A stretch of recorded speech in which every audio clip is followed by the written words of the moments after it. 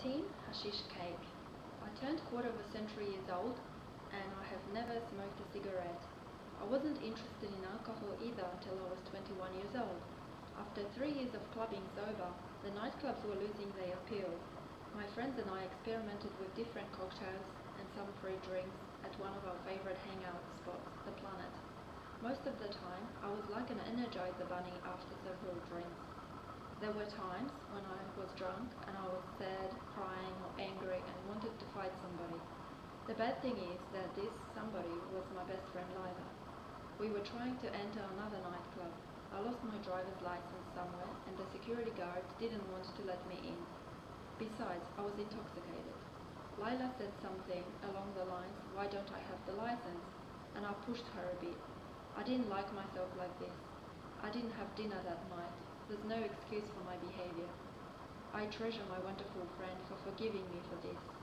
There was also a time where Lila found me sitting in the nightclub bathroom crying. I felt ugly and useless. Incidents like that and hangovers don't make it worth it for me to get drunk.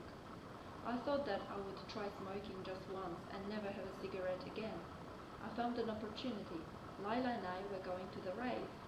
It was our first rave, and I had recently broken up with a guy I've been with for 6 months. I said to Lila that I would bring a couple of smokes so we can try it. Took off a whole packet of my great uncle to help him quit. Lila said she tried it before and won't be doing it again.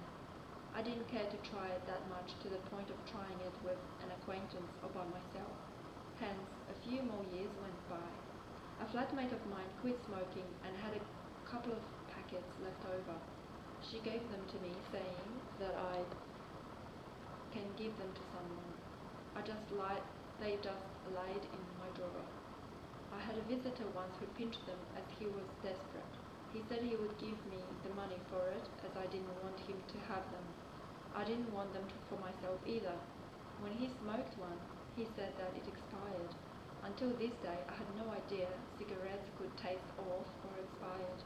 Well, at 38 years of age, I still don't know what cigarettes taste like. I'm proud of that. One of the stupidest things I have done was in Amsterdam, Holland. With my airline, we used to stay 24 hours in Dusseldorf, Germany.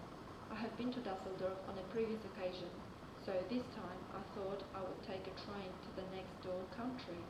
I think the train journey was just over 2 hours each way. I got to Amsterdam. Marijuana smelled everywhere.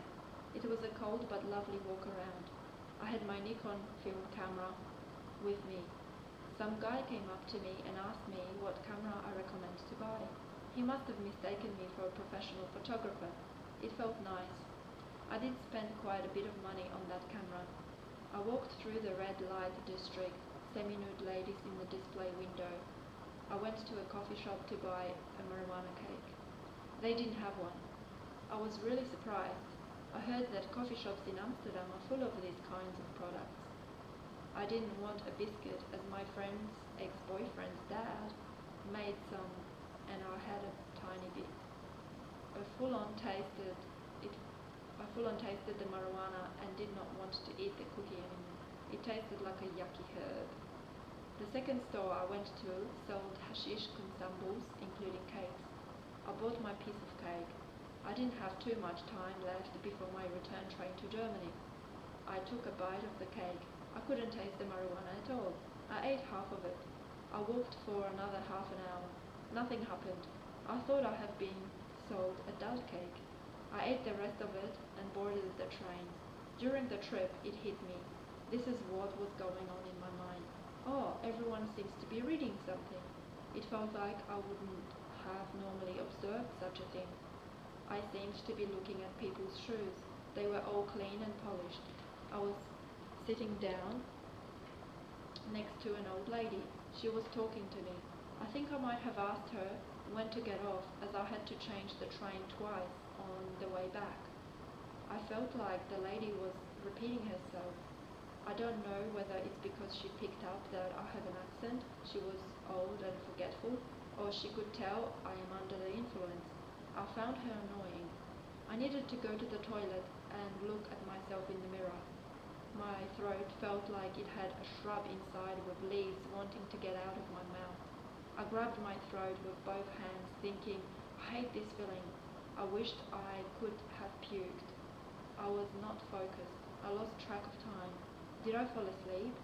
How did I make sure I didn't miss my stop? I don't know. I was really lucky nothing bad happened to me. It was already evening.